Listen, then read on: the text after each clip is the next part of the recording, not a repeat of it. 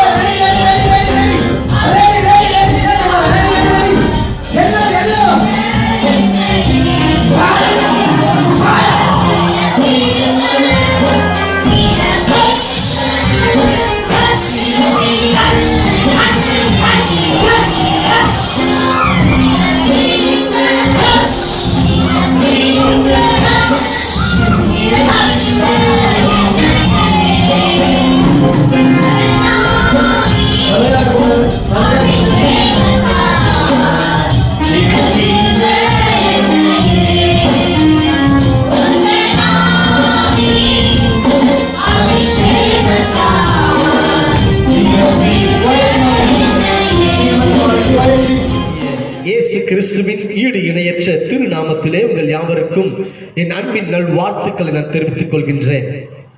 இந்த அக்கினி முகாமிலே நான் உங்களை சந்திப்பதில் மிக்க மகிழ்ச்சி அடைகிறேன். தேவன் மகிமைப்படுவாராக. ஒரு பலத்த மகிமை, ஒரு பலத்த வல்லமை இயேசுவின் நாமத்தினாலே இந்த அக்கினி முகாமிலே ஆளுகை செய்வதாக நான் ஜெபிக்கிறேன். நாம் இப்பொழுது ஒரு ஆரம்ப ஜெபமாய் ஜெபிப்போம். மகா இரக்கமும் கிருபையும் நிறைந்தகள் நல்ல ஆண்டவரே, ஐயா, இந்த அக்கினி முகாமுக்காய் ஸ்தோத்திரம். கர்த்தருடைய ஆவியானவர் இந்த நாளிலே எந்தெந்த பிள்ளைகள் அனைவரும் இந்த முகாமிலே கலந்து கொள்ளுகிறார்களோ அவர்கள் மேலெல்லாம் ஒரு மகிமை இறங்கி வருவதாக, ஒரு அக்கினி இறங்கி வருவதாக, ஒரு மகிமை இறங்கி வருவதாக. இந்த ஆரம்ப வேளையிலேயே இப்பொழுதே இயேசுவின் ரத்தம் ஒவ்வொரு பிள்ளைகள் ஊற்றப்படுவதாக நான் ஜெபிக்கிறேன். அவர்களை ஆயத்தப்படுத்தும், அவர்களை தகுதிப்படுத்தும், அவர்களை பரிசுத்தப்படுத்துவீராக நான் ஜெபிக்கிறேன். நேர்த்தியாய் உமக்கென்று கர்த்தர் நடத்துவீராக நான் ஜெபிக்கிறேன், ஸ்தோத்தரிக்கிறேன் ஆண்டவரே. விசேஷமாய் சுவாமி, இந்த நாள் பாடுகிற பாடல் வேளைகளை ஆசீர்வதித்து தாங்கப்பா.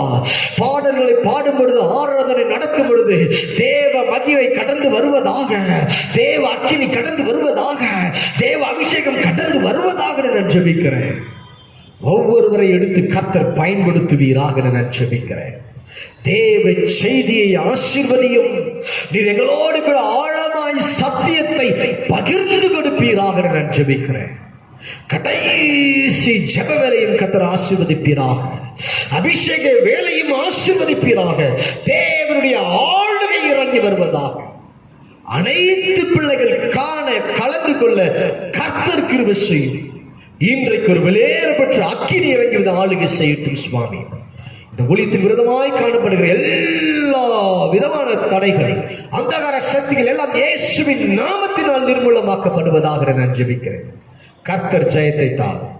இயேசுவின் நாமத்தில் ஜெபிக்கிறோம் நல்ல பிதாவே, ஆமென், ஆமென். என கருமையான தேவ பிள்ளைகளை, இப்பொழுது கர்த்தருடைய ஊழியர்கள் பாடல் நடத்துவாங்க. எல்லாரும் விசுவாசமாய் கரங்களை தட்டி உற்சாகமாய் ஆவியில் நிறைந்து பாடுங்க. கர்த்தர் மகிமையுள்ள, கர்த்தர் பெரியவர்.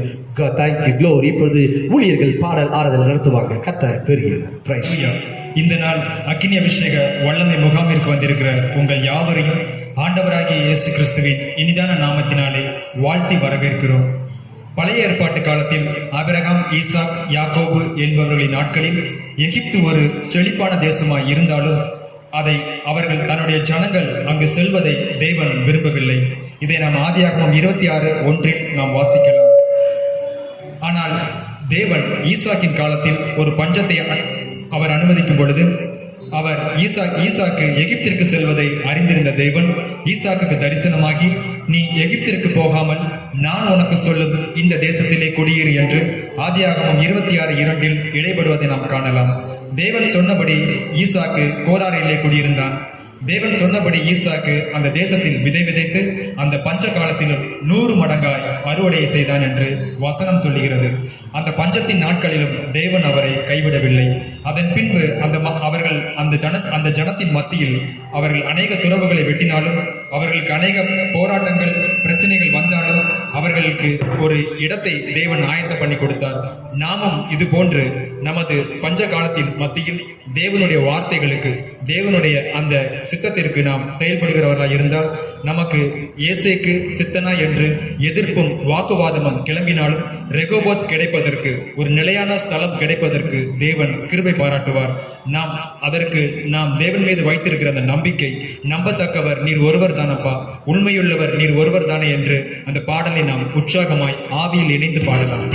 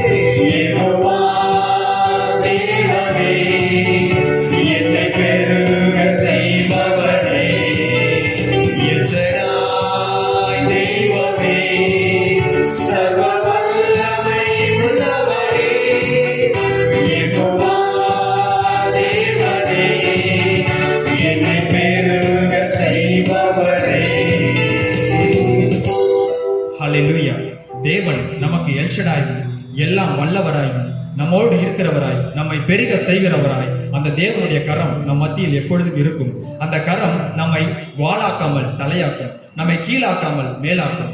அந்த கோலியாத்தை எதிர்த்து சென்றதான அந்த தாவீது ஒரு சிறுவனாய் ஒரு சிறு கொடியனாய் இருந்தாலும் அந்த கோலியாத்தை அழிப்பதற்காக அந்த கோலியாத்தை அழிப்பதற்குரிய அபிஷேகத்தை தேவன் தாவீதுக்குள் வைத்திருந்தார்.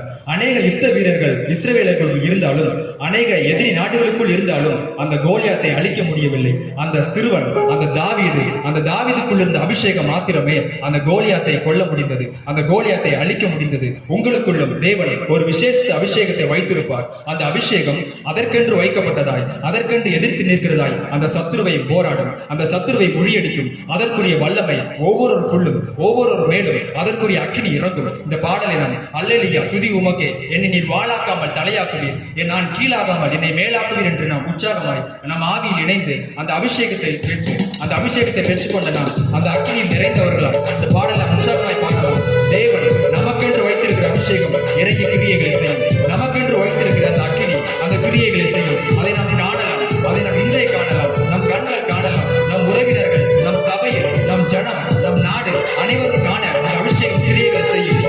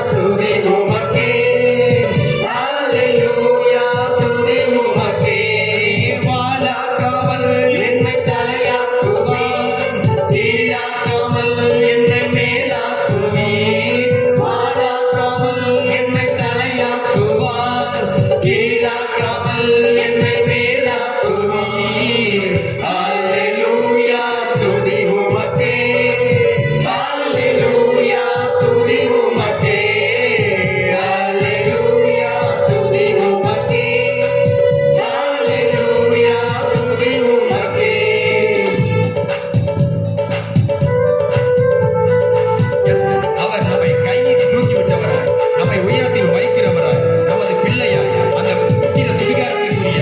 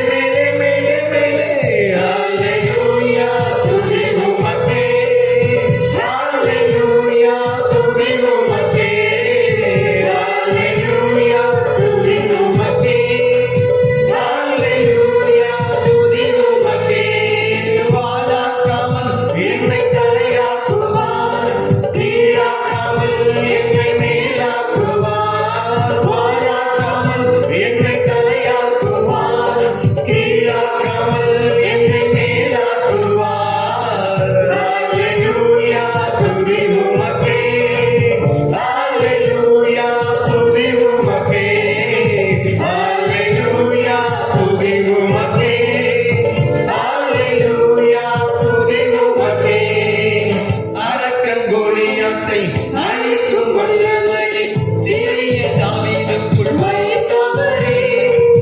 அவர்கள் வைத்தவரை ஜாதிகள் மத்தியிலே உயர்த்தி தூக்கினீரே. மேலே மேலே மேலே மேலே அரக்கன் கோலியாத்தை அழிக்கும் வல்லமையை சிறிய தாவீதுக்குள் வைத்தவரே.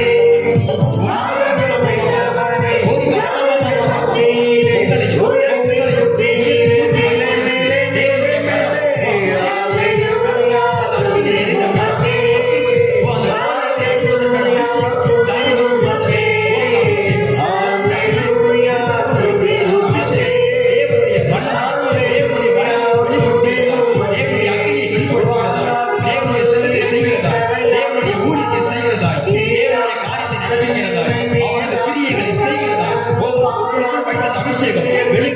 உங்களுக்குள் வைத்த அந்த கிரியைகள் வெளிப்படும். உங்களுக்குள் அந்த அக்கினி வெளிப்படும். தேவன் உங்களை தலையாக்குவார்.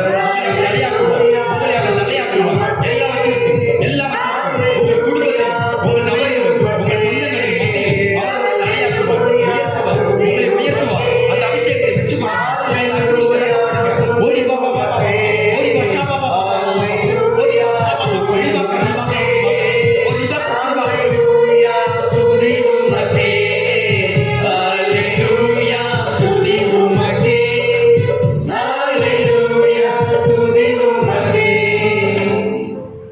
ஹல்லேலூயா.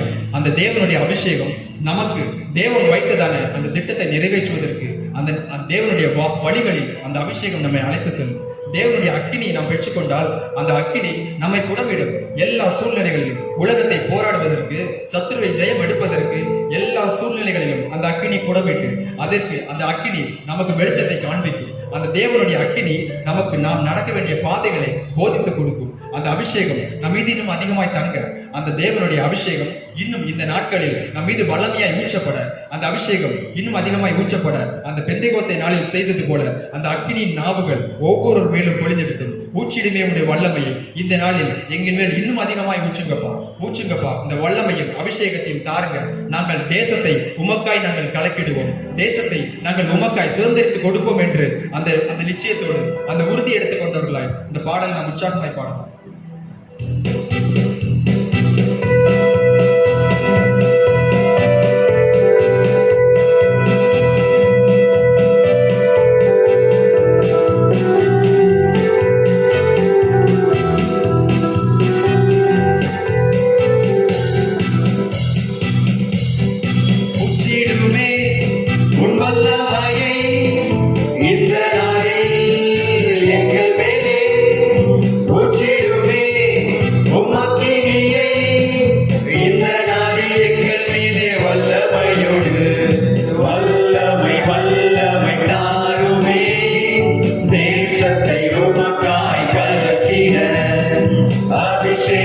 அபிஷேகம் ஊற்றுமே அனல் கொண்டு உமக்காய் எழும்பிட வல்லமை வல்லமை தாருமே தேசத்தை உமக்காய் கலக்கிட அபிஷேகம் அபிஷேகம் ஊற்றுமே அனல் கொண்டு உமக்காய் எழும்பிட ஊற்றிடுமே உம் வல்லமையை அந்த வல்லமையை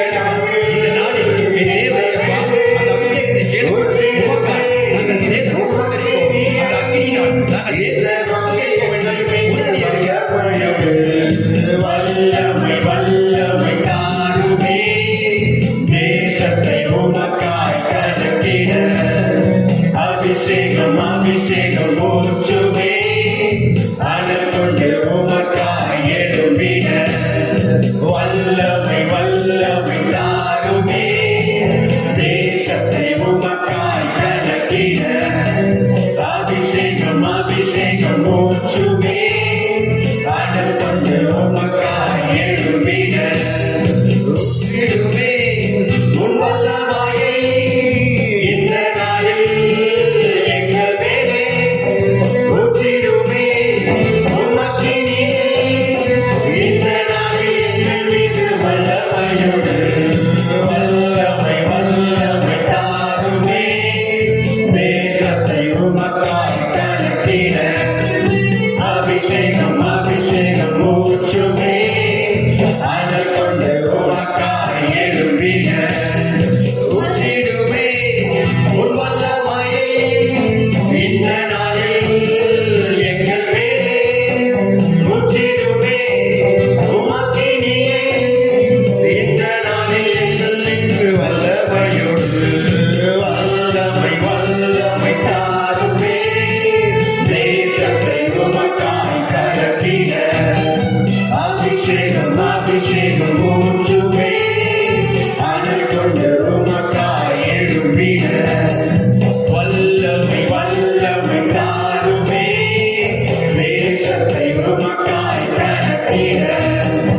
அபிஷேகம் அபிஷேகம் ஊற்றுமே அனல் கொண்டு உமக்காய் எழும்பிட ஊற்றிடுமே உன் வல்லமையை இந்த நாளில் ஒரு பைசமே ஒரு பைசமே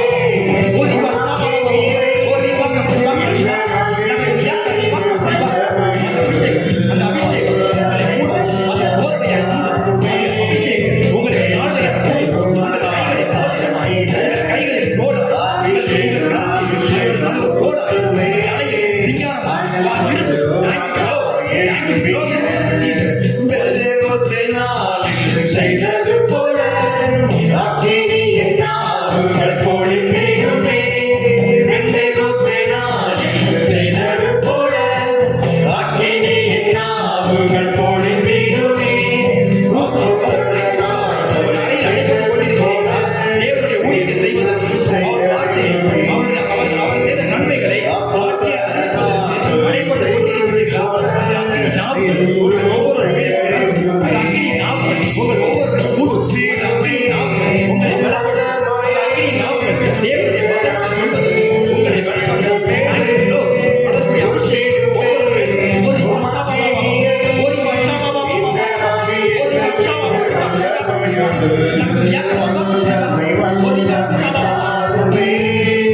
தேசத்தை உமக்காய் கடத்திட அபிஷேகம் அபிஷேகம் ஊற்றுமே அனல் கொண்டு உமக்காய் எழும்பிட வல்லமை வல்லமை நாளுமே தேசத்தை உமக்காய் கடத்திட அபிஷேகம் அபிஷேகம் ஊற்றுமே அனல் கொண்டு உமக்காய் எழும்பிட. அல்லேலூயா. அந்த தேவனுடைய அபிஷேகம் அவரது ஊழியத்தை செய்வதற்கு, அவரது பணியை செய்வதற்கு, அவரது சுத்தத்தை நிறைவேற்றி முடிப்பதற்கு அந்த அக்கினி நமக்கு துணை செய்யும். அந்த அபிஷேகம் நம்மோடு இருக்கும், நமக்குள் இருக்கும், நம்மோடு எல்லா இடங்களிலும் எல்லா சூழ்நிலைகளிலும் அந்த அபிஷேகம் நமக்கு ஒத்தாசைகளை அனுப்பும். அந்த தேவனுடைய கரம் நம் மத்தியில் இறங்கி கிரியைகளை செய்யும். அந்த அபிஷேகம் தேசத்தையும் நமக்குரியதாய் தேசத்தை நமக்குரியதாய் சுதந்திரித்துக் கொள்வதற்கு அந்த அபிஷேகம் நமக்கு ஒத்தாசைகளை செய்யும். அந்த அபிஷேகத்தை நாம் நிரப்பினதற்காய் தேவனுக்கு நாம் நன்றிகளை சொல்லலாம். தேவனுடைய நாமத்துக்கு நாம் இன்னும் அதிகமாய் மகிமைப்படலாம். இந்த ஆராதனை வேளைகளில் தேவன் மகிமைப்பட்டதற்காய் ஸ்தோத்திரம். நீர் மாத்திரம் மகிமைப்படுகிறப்பா. இயேசு கிறிஸ்துவின் நாமத்தில் நாங்கள் ஜெபிக்கிறோம் எங்கள் ஜீவன் நல்ல பிதாவே, ஆமென். ஆண்டவராகிய இயேசு கிறிஸ்துவின் ஈடு இணையற்ற திருநாமத்திலே இந்த அக்கினி முகாமிலே உங்களை நான் சந்திக்கிறதுல மிக்க மகிழ்ச்சி அடைகிறேன். என் கர்த்தர் பெரியவர். இந்த நாளிலே கர்த்தருடைய ஆவியானவர் மகிமையாய் உங்கள் மத்தியில் அவர் மகிமையான கிரியைகளை அவர் செய்வாராக. இந்த நாளிலே ஒரு வெளியேற பெற்ற ஒரு கிருபையும், ஒரு வெளியேற பெற்ற தேவனுடைய வரங்களையும் தேவனுடைய கிருபையையும் இன்றைக்கு அவர் உங்களுக்கு கொடுத்து நடத்துவது அவருடைய திட்டமான ஒரு சித்தமாய் தேவன் அருள் புரிவாராக.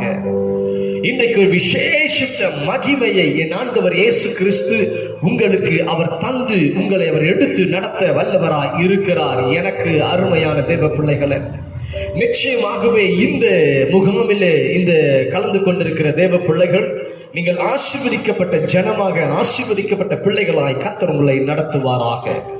நல்லது. நான் நேரடியாய் நான் கர்த்தருடைய வார்த்தைக்கு நேராய் போகிறேன். கர்த்தர் மகிமைப்படுவாராக. எடுத்து வாசிக்க கேட்போம். எபேசியருக்கு எழுதுதான நிருபம் 4வது அதிகாரம் 13வது வசனத்தை வாசிக்க கேட்போம்.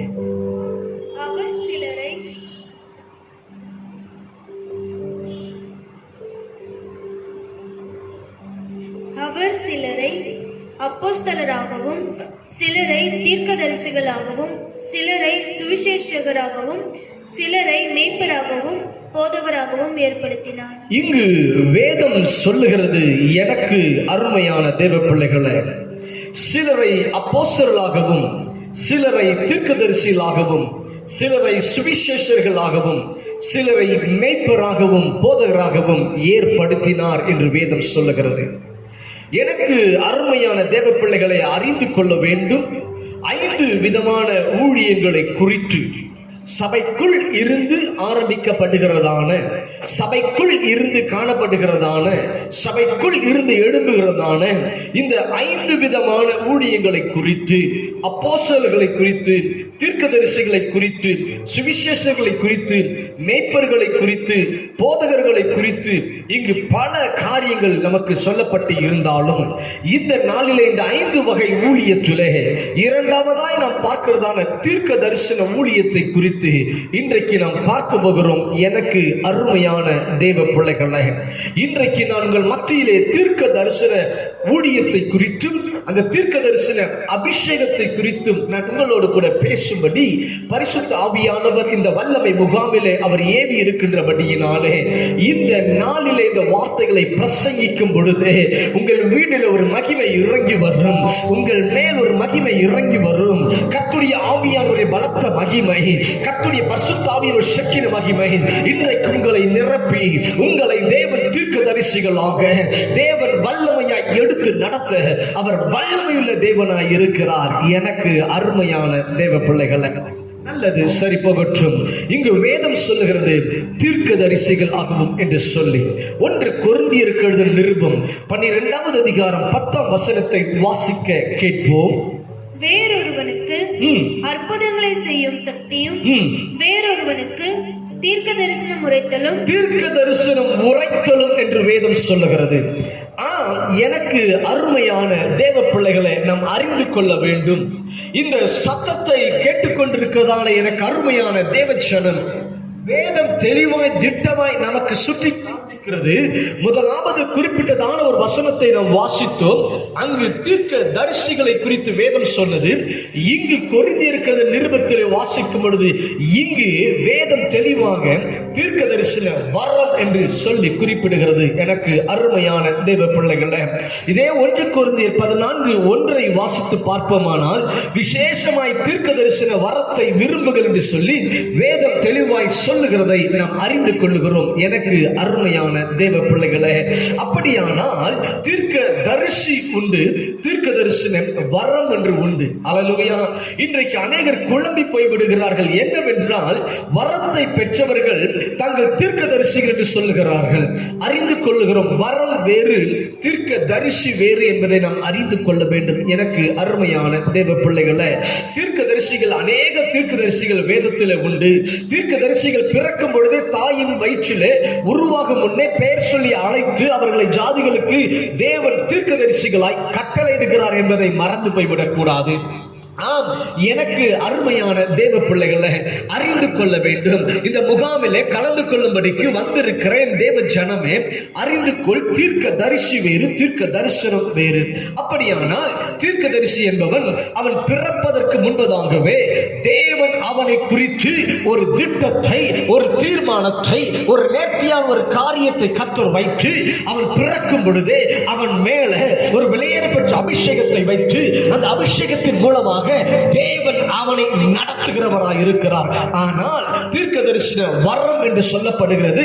அந்த நேரத்திலே நாம் எந்த ஒரு காரியத்திற்காய் தேவ சமூகத்தில் ஜெபிக்கிறோமோ, இரண்டாவதாக தேவனுடைய வல்லமை அந்த நபர் மேல் கடந்து வரும் பொழுது அந்த தேவன் கொடுத்திருக்கிறதான அந்த வரம் செயல்பட தொடங்குகிறது. எனக்கு அருமையான தேவ பிள்ளைகளே, அப்படியானால் தீர்க்க தரிசி என்பவன் அவன் வாய் திறந்து பேசுவது எல்லாமே தீர்க்க தரிசனம். ஆனால் அறிந்து கொள்ள வேண்டும், தீர்க்க தரிசன வரத்தை பெற்றவர்கள் அந்த அபிஷேகம் அவர்கள் மீது கடந்து வரும் பொழுது அந்த வரம் செயல்படுகிறதா இருக்கிறது. எனக்கு அருமையான தேவ ஜனமே, அப்படியானால் எப்படியெல்லாம் தீர்க்க தரிசிகள் அபிஷேகம் பண்ணப்பட்டார்கள் என்பதை அறிந்து கொள்ள வேண்டும். ஏன் இதை நான் உங்களுக்கு சொல்லுகிறேன்? ஆனால் தேவன் இன்றைக்கு உங்களை அபிஷேகம் பண்ணும் பொழுது இந்த அடையாளங்கள், இப்படிப்பட்ட அடையாளங்கள் இன்றைக்கு நடப்பது நிச்சயம் என்பதை புரிந்து கொள்ளுங்க. முதலாவதாக தேவன் எப்படியெல்லாம் தீர்க்கதரிசிகளை அபிஷேகம் பண்ணினார். ஏசாயா தீர்க்கதரிசி புத்தகம் 6வது அதிகாரம் 5ஆம் வசனத்திலிருந்து 8ஆம் வசனம் வரை வாசிக்க கேட்போம். அப்பொழுது நான், ஐயோ அதமானேன், நான் அசுத்த உதடுள்ள மனுஷன், அசுத்த உதடுகளுள்ள ஜனங்களின் நடுவில் வாசமாயிருக்கிறவன், சேனைகளின் கர்த்தராகிய ராஜாவை என் கண்கள் கண்டதே என்றேன். அப்பொழுது சேராபீன்களில் ஒருவன் பலிபீடத்திலிருந்து தன் கையிலே பிடித்த குறட்டால் ஒரு நெருப்பு தழலை கொண்டு வந்து என்னிடத்தில் பறந்து வந்து அதனால் என் வாயை தொட்டு இதோ உன் உதடுகளை தொட்டதினாலே உன் அக்கிரமம் நீங்கி உன் பாவம் நிவர்த்தியானது என்றார். இங்கு நாம் அறிந்து கொள்ள வேண்டும், எனக்கு அருமையான தேவ பிள்ளைகளே, இங்கு ஏசாயா தீர்க்கதரிசியை குறித்து குறிப்பிடப்படுகிறதான ஒரு காரியம். இந்த ஏசாயா தீர்க்கதரிசனத்தில் தேவன் நான் யாரை அனுப்புவேன், என் காரியமாய் யார் போவார் என்று சொல்லும் பொழுது, அப்பொழுது ஏசாயா தீர்க்கதரிசி சொல்லுகிறான், நான் அசுத்த உதடு உள்ள மனுஷன். அப்பொழுது தேவனிடத்திலிருந்து ஒரு தூதன் கடந்து வருகிறான். அவன் தன் கரத்திலே நெருப்பு தழலை அவன் பிடித்துக் கொண்டு வருகிறவன் அதனால் ஏசாயா தீர்க்கதரிசியின் வாயை தொட்டது நிமித்தம் வேதம் சொல்லுகிறது, அவன் அக்கிரமம் நீங்கி அவன் பாவம் நிவர்த்தியானது என்று சொல்லி, அக்கினியை கொண்டு தேவன் அபிஷேகித்து, தேவன் சுத்திகரித்து, தேவன் எடுத்து பயன்படுத்துகிறார் என்பதை நாம் மறந்து போய்விடக் கூடாது. எனக்கு அருமையான தேவ பிள்ளைகளே, 2வது எரேமியா தீர்க்கதரிசியின் புஸ்தகம் 1வது அதிகாரம் 5ஆம் வசனத்தை வாசிக்க கேட்போம். நான் உன்னை தாயின் வயிற்றில் உருவாகும் முன்னே உன்னை அறிந்தேன். நீ கர்ப்பத்திலிருந்து வெளிப்படும் முன்னே நான் உன்னை பரிசுத்தம் பண்ணி உன்னை ஜாதிகளுக்கு தீர்க்கதரிசியாக. இங்கு வேதம் சொல்லுகிறது, நீ கர்ப்பத்திலிருந்து வெளிப்படும் முன்னே தெளிவாய் அழகாய் சொல்லுகிறது, உன்னை பரிசுத்தம் பண்ணி நான் ஜாதிகளுக்கு தீர்க்கதரிசியாய் கட்டளையிட்டேன். நாம் எனக்கு அருமையான தேவ பிள்ளைகளை, பிறக்கும் பொழுது பிறப்பதற்கு முன்பதாகவே தேவன் ஒரு தீர்க்கதரிசியை கர்த்தர் அபிஷேகம் பண்ணி தேவன் எடுத்து நடத்த வல்லவராய் இருக்கிறார் என்பதை கரங்களை தட்டி நாம் கர்த்தரை மகிமைப்படுத்துவோம். Thank you, glory. எல்லாரும் கரங்களை தட்டி ஹalleluya அறிந்து கொள்ள வேண்டும். எனக்கு அருமையான தேவ பிள்ளைகளே, இந்த எரேமியா தீர்க்கதரிசியை குறித்து பார்க்கிறோம். பிறக்கும் பொழுதே அவனை பரிசுத்தம் பண்ணி அவனை தீர்க்கதரிசியாய் கர்த்தர் கட்டளையிடுகிறார். நல்லது. அப்படியானால் 1 ராஜாக்கள் புஸ்தகம் 19வது அதிகாரம் 19வது வசனத்தை வாசிக்க கேட்போம். அப்படியே அவன் அவ்விடம் விட்டு புறப்பட்டு போய் 12 ஏர் பூட்டி உழுத சாப்பாத்தின் குமாரனாகிய எலிசாவை கண்டான். அவன் 12ஆம் ஏரை ஓட்டிக் கொண்டிருந்தான். எலியா அவன் இருக்கும் இடம் மட்டும் போய் அவன் மேல் தன் சால்வையை போட்டான். அவன் மேல் எலியா தீர்க்கதரிசி இந்த எலிசாவின் மேல தன் சால்வையை போடுகிறான். தன் சால்வையை போட்டு இங்கு எலிசாவை அவன் ஸ்தானத்திலே எலியா ஒரு தீர்க்கதரிசியாய் அபிஷேகம் பண்ணுகிறான். சால்வையை போட்டு அவனை அபிஷேகம் பண்ணுகிறான். இந்த சத்தத்தை கேட்டுக் கொண்டிருக்கிற என் தேவ பிள்ளையே, இந்த வேளையும் இந்த அபிஷேகத்தை கர்த்தருக்கு கொடுக்கும்படி அவர் திட்டம் வைத்திருக்கும் பொழுது உங்கள் மேல ஒரு சால்வை இறங்கி வரும். உங்கள் மேல ஒரு சால்வை இறங்கி வரும். தேவன் அந்த மகிமையை செய்வார். ஒரு அக்கினி இறங்கி வரும். அந்த அக்கினி இறங்கி வந்து உங்கள் வாயை, உங்கள் உதட்டை தொடும். தேவன் உங்களை அவர் வித்தியாசமாய் இன்றைக்கு அபிஷேகிப்பார். ஆமா, எனக்கு அருமையான தேவ பிள்ளைகளை, நாம் அறிந்து கொள்ள வேண்டும். 1 ஏசாயா தீர்க்கதரிசியை தேவன் அபிஷேகிக்கும் பொழுது நெருப்பு தழலை கொண்டு வந்து சுத்தம் பண்ணி அபிஷேகித்தார். எரேமியாவை பிறப்பதற்கு முன்பதாகவே அபிஷேகித்தார். பிறப்பதற்கு முன்பதாகவே பரிசுத்தம் பண்ணி அபிஷேகித்து நடத்தினார். இங்கு எலிசாவை பார்க்கிறோம், சால்வையை போர்த்து அபிஷேகம். அப்படித்தான் இன்றைக்கு அவர் செய்வார். இன்னைக்கு நடக்கும் பாருங்க. கர்த்தர் நல்லவர். தீர்க்க தரிசனம் என்றால் என்ன? எல்லாம் தீர்க்க தரிசனமா? தீர்க்க தரிசனம் என்றால் என்ன? எசையா தீர்க்கதரிசி புஸ்தகம் 45வது அதிகாரம் 11ஆம் வசனம் சொல்லுகிறது, வரும் காரியங்களை சொல்லுவது தீர்க்க தரிசனம். வரும் காரியங்களை, கடந்த காரியங்களை. அப்படியானால் மெயின் என்ன தீர்க்க தரிசனம் என்பது? வரும் காரியங்களை சொல்லுவது. என் ஆண்டவராகிய இயேசு கிறிஸ்து பிறப்பதற்கு முன்பதாகவே 470 ஆண்டுகளுக்கு 750 ஆண்டுகளுக்கு முன்பதாக இயேசு கிறிஸ்து இப்படியாய் பிறப்பார் என்று சொல்லி அவருடைய பிறப்பை குறித்தும் பாடுகளை குறித்தும் ஏசாயா தீர்க்கதரிசனம் சொன்னார். வரும் காரியங்களை குறித்து தீர்க்கதரிசனம் சொல்லுவது சரி போகட்டும். தீர்க்கதரிசனம் யாரால் பேசப்படுகிறது என்பதை அறிந்து கொள்ள வேண்டும். வாசிக்க கேட்போம் 2 பேதுரு 1 அதிகாரம் 2 வசனம் 21 வசனம். தீர்க்க தரிசனமானது ஒரு காலத்திலும் மனுஷருடைய சித்தத்தினாலே உண்டாகவில்லை. மனுஷனுடைய சித்தத்தினால் தீர்க்க தரிசனம் உண்டாகவில்லை. தேவனுடைய பரிசுத்த மனுஷர்கள் பரிசுத்த ஆவியினாலே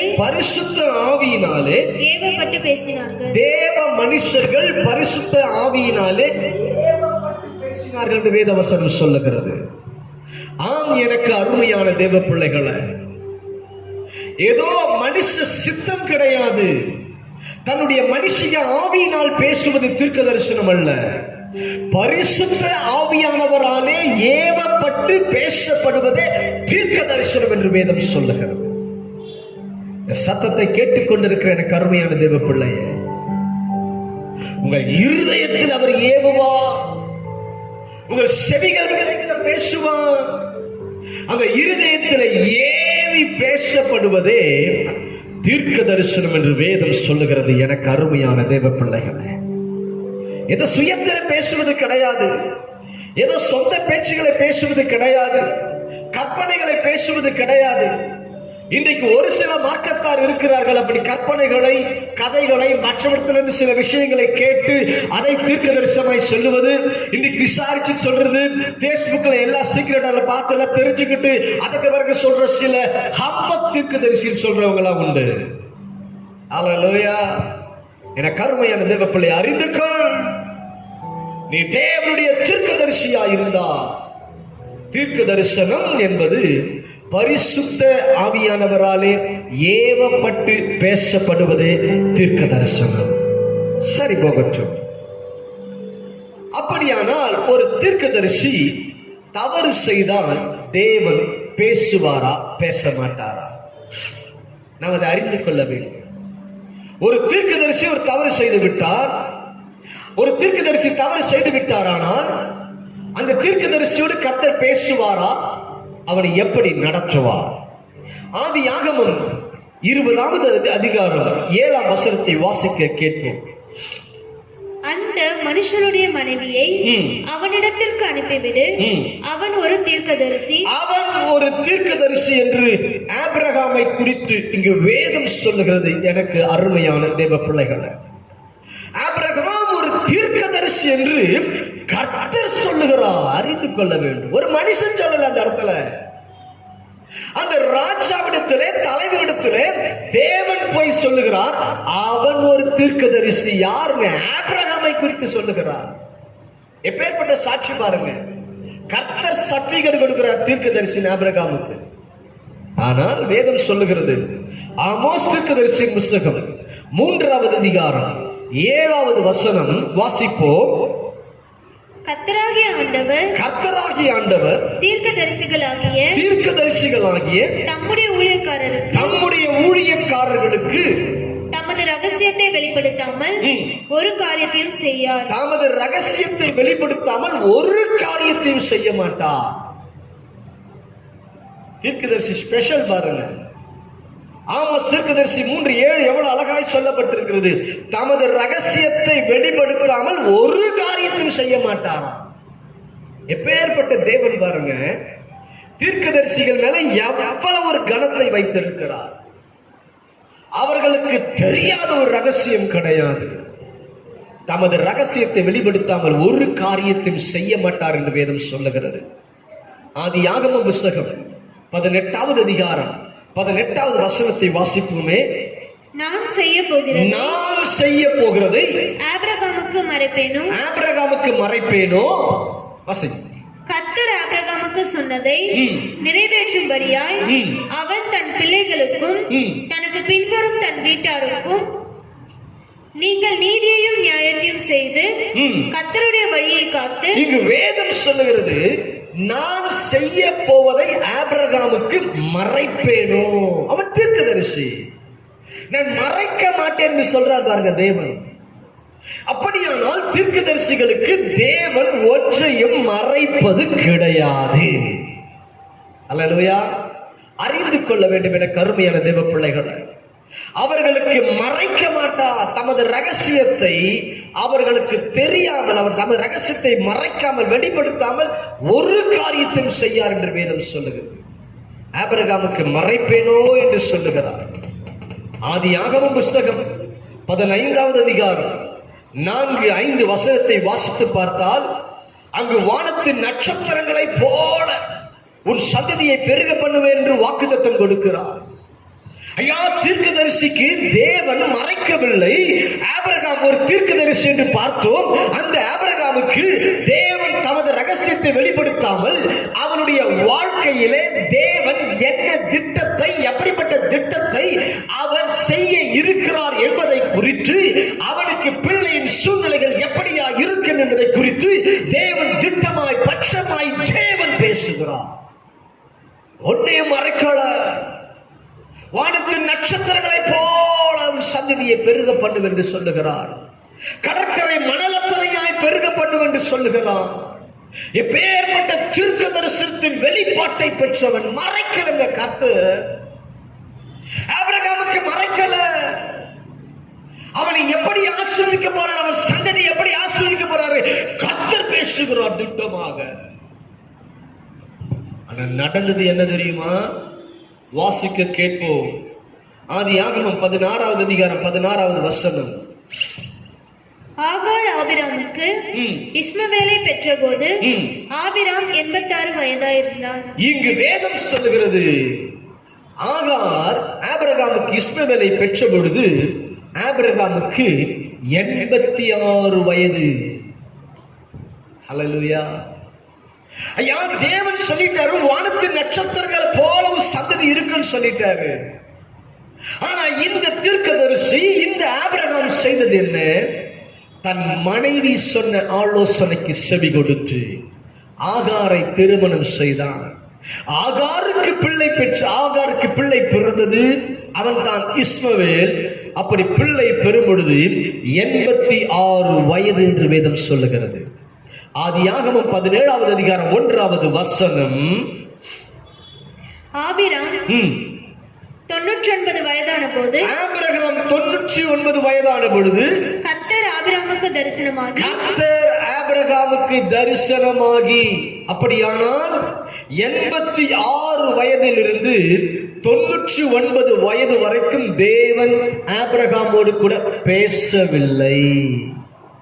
கிட்டத்தட்ட 13 வருடங்கள் தேவ சத்தம் கேட்காத ஒரு மனிதனாய் ஆபிரகாம் காணப்பட்டுக் கொண்டிருக்கிறார். 13 years கர்த்தருடைய சத்தம் வரவில்லை. எப்படி இருக்கு யோசித்து பாருங்க. ஒரு நாள் தேவ சத்தம் வரனாலே அவ்வளவுதான்.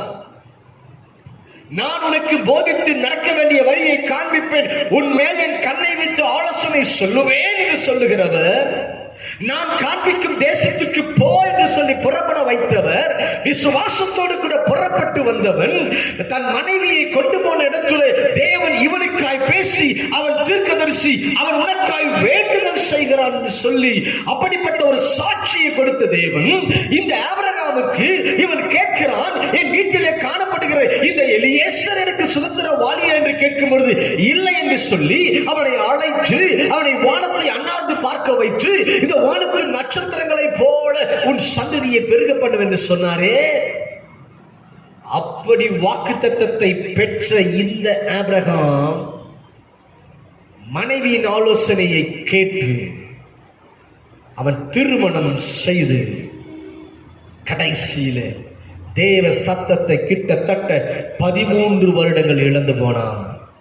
அல்லேலூயா, அல்லேலூயா. அந்த ஆதியாகமம் 17:1 வாசித்து பார்த்தால், வாசிக்கிற வசனத்தை தொடர்ந்து ஆதியாகமம் 17வது அதிகாரம் 1ஆம் வசனம். ஆபிராம் 99 வயதான போது கர்த்தர் ஆபிராமுக்கு தரிசனமாகி நான் சர்வ வல்லமையுள்ள தேவன், நான் சர்வ வல்லமையுள்ள தேவன், நீ எனக்கு முன்பாக நடந்து கொண்டு தேவன் சொல்றாரு பாருங்க, நீ எனக்கு முன்பாக நடந்து கொண்டு உத்தமனாயிரு. அதுக்கு முன்னாடி சொல்ல, இப்ப சொல்றாரு பாருங்க, நீ உத்தமனாயிரு. அப்ப என்ன, நீ ஃபால்ட் பண்ணி இருக்கிற, இப்போ ஒரு கரெக்ஷன் பண்ணி சொல்றாரு, உத்தமனாயிரு. நான் உனக்கும் எனக்கும் நடுவாக என் உடன்படிக்கையை, இப்ப மறுபடியும் சொல்றேன், நான் மறுபடியும் உடன்படிக்கை பண்றேன். அல்லேலூயா. உனக்கும் எனக்கும் நடுவாக ஒரு உடன்படிக்கை இப்ப நான் பண்றேன். அப்ப என்ன, அது வரைக்கும் இந்த 13 ஆண்டுகள் உடன்படிக்கை உடைக்கப்பட்டவனாக தேவனுக்கும் ஆபிரகாமுக்கும் தொடர்பு இல்லாதபடிக்கு காணப்பட்ட ஒரு வனாந்திர வாழ்க்கையில கர்த்தர் நடத்தினார் என்பதை அறிந்து கொள்ள வேண்டும். அல்லேலூயா. அப்படியானால் ஒரு தீர்க்கதரிசி தவறு செய்வானால் தேவன் பேச மாட்டார், அறிந்து கொள்ள வேண்டும். சில ஆழங்கள் உண்டு, சில ரகசியங்கள் உண்டு. சரி, போகட்டும். எதை குறித்தெல்லாம் தீர்க்க தரிசனம் கடந்து வரும்? எதை குறித்து தீர்க்க தரிசனம்? அப்போஸ்தலர் நடவடிக்கைகளின் புத்தகம் 21வது அதிகாரம் 11வது வசனத்தை வாசிக்க கேட்போம். அவன் எங்களிடத்தில் வந்து பவுலினுடைய கச்சையை எடுத்து தன் கைகளையும் கால்களையும் கட்டிக்கொண்டு, இந்த கச்சையுடையவனை எருசலேமில் உள்ள யூதர் இவ்விதமாய் கட்டி புறஜாதியார் கைகளில் ஒப்புக் கொடுப்பார் என்று பரிசுத்த ஆவியானவர் சொல்லுகிறார் என்று. இங்கு வேதம் சொல்லுகிறது, அகபு என்கிற தீர்க்கதரிசி வந்து என்ன செய்கிறான், பவுலுடைய உருமால்களை கச்சைகளை எடுத்து அவன் வைத்திருக்கிறான், அவனுடைய டிரெஸ், அந்த கச்சைகளை எடுத்து அவன் என்ன செய்கிறான், அதை தொடுத்து கொண்டு சொல்றான், இப்படியா இந்த வஸ்திரத்துக்குரிய நபர் இப்படியாக புறஜாதியர் கையிலே ஒப்பு கொடுக்கப்படுவார் என்று சொல்லுகிறான். இது எதை குறிக்கிறது? ஒரு தனிப்பட்ட ஒரு மனிதனுடைய தீர்க்க தரிசனம். தீர்க்க தரிசனம் எதை குறித்து தீர்க்க தரிசனம் சொல்லப்படும்? ஒரு தனிப்பட்ட ஒரு மனுஷனை குறித்து தேவன் தீர்க்க தரிசனத்தை வெளிப்படுத்தி பேசுவார். அல்லேலூயா, அல்லேலூயா.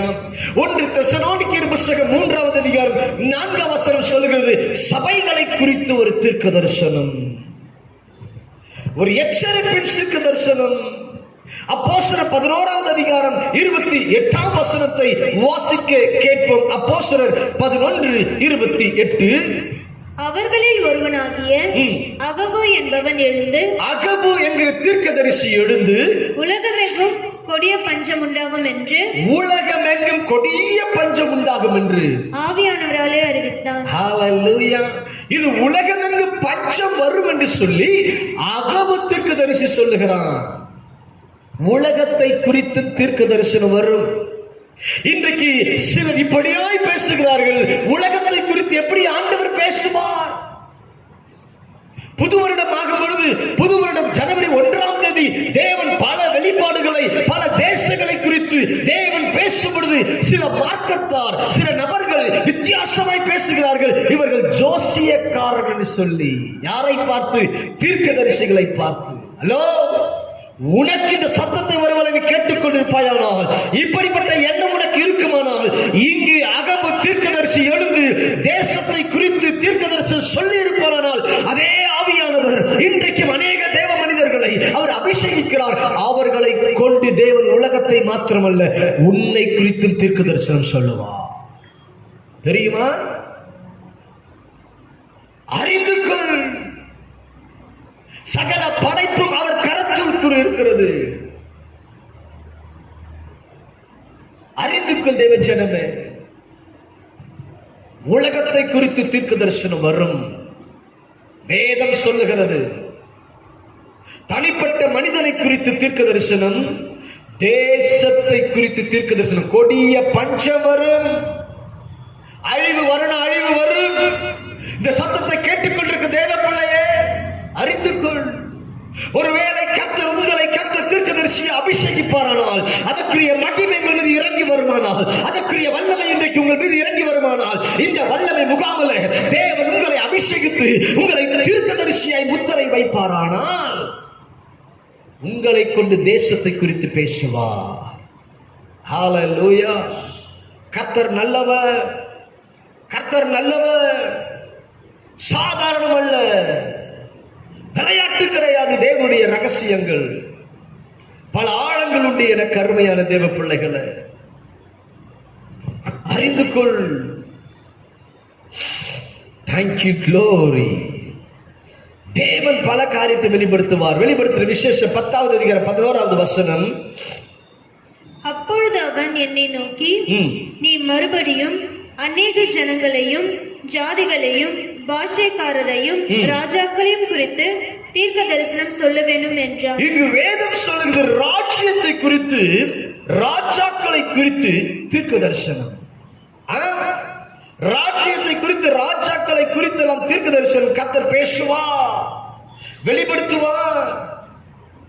இதெல்லாம் நடக்கும். ஆமென். தேவ வெளிப்பாடு, தேவன் வெளிப்படுத்த சித்தம் வச்சுட்டாருன்னா அவர் உண்மையை மறைக்க மாட்டாரு. ஹல்லேலூயா. அவர் சொன்னார்னா சொன்னதுதான்.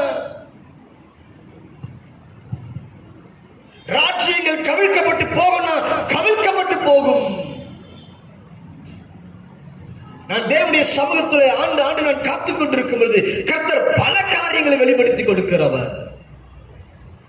சில காரியங்களை தேவன் ஆவியிலே கொண்டு போய் காண்பிக்கிறவர். தீர்க்கதரிசன அபிஷேகம், தீர்க்கதரிசியாய் நீ இருப்பாயானால் ஒரு காரியம் சம்பவிப்பதை கர்த்தர் கொண்டு போய் காட்டிக் கொண்டு வருவார். தெரியுமா? தீர்க்கதரிசியின் கண்கள், தரிசனம் பார்க்கிற கண்கள், அது பார்த்து விட்டு வந்து நான் சொல்லும். இதை கதையை விடுறது கிடையாது. Praise God. கர்த்தர் நல்லவர். ஒன்று எதை குறித்து தீர்க்க தரிசனம்? தனிப்பட்ட மனுஷனை குறித்து தீர்க்க தரிசனம் வரும். சபையை குறித்து தீர்க்க தரிசனம் வரும். தேசத்தை குறித்து தீர்க்க தரிசனம் வரும். ராஜ்யத்தை குறித்து, ராஜ்யங்களை குறித்து கர்த்தர் தீர்க்க தரிசனமாய் பேசுவார். தீர்க்க தரிசன ஊழியம் எப்படிப்பட்ட ஊழியம் தெரியுமா? அது சவால் விடக்கூடிய ஊழியம். 2 ராஜாக்கள் புத்தகம் 5வது அதிகாரம் 8வது வசனம். இஸ்ரவேலின் ராஜா தன் வஸ்திரங்களை கிழித்துக் கொண்ட செய்தியை தேவனுடைய மனுஷனாகிய எலிசா கேட்டபோது, தேவனுடைய மனுஷனாகிய எலிசா கேட்டபொழுது அவன், நீர் உம்முடைய வஸ்திரங்களை கிழித்துக் கொள்வானேன்?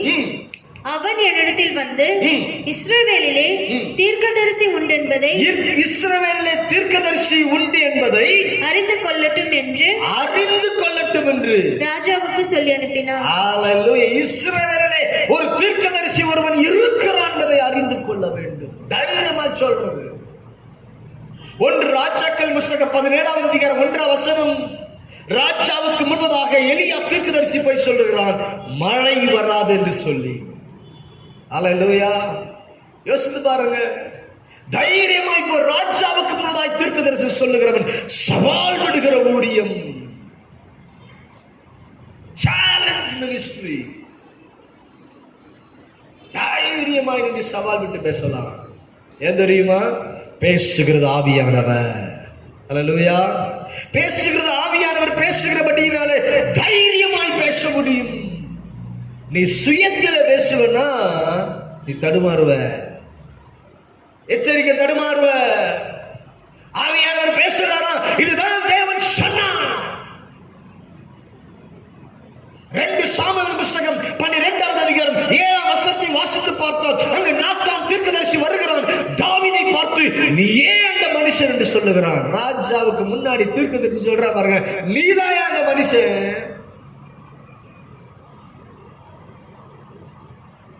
ஒரு கதையை சொல்றான். ஒரு மனுஷன் நேசமா வச்சிருந்த ஒரு ஆட்டை வளர்த்தான். ஆனா அதை தானே செய்றாங்க, விருந்துக்கு கேட்கறாங்க, அதை தான் இது பண்றாங்க. என்ன தண்டனை கொடுக்கலாம்? அவனை கொன்று போடணும்ன்றாங்க. நீதான் அந்த மனுஷன். தாவீதை பார்த்து, ராஜ சிங்காசனத்திலே இருக்கிற தாவீதை பார்த்து நாத்தான் தீர்க்கதரிசி சொல்லுகிறான், தைரியமாய் சவால் விட்டு, நீயே அந்த மனுஷன். சவால் விடுகிற ஊழியம் அது. சேலஞ்சோடு பேச முடியும்.